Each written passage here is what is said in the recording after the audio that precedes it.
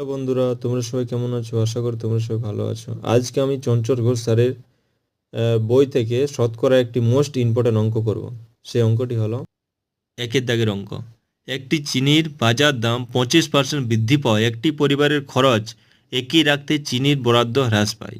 তাহলে অঙ্কটি একবার দেখে নাও। এই অঙ্কটি করতে কি বলে দিয়েছে? চিনি কত পার্সেন্ট বৃদ্ধি পাচ্ছে? 25% বৃদ্ধি পাচ্ছে। কত পার্সেন্ট বৃদ্ধি বলেছে? 25%। তাহলে আগে ছিল কত? আমাদের আগে ছিল 100, এখন বেড়ে হয়েছে 125।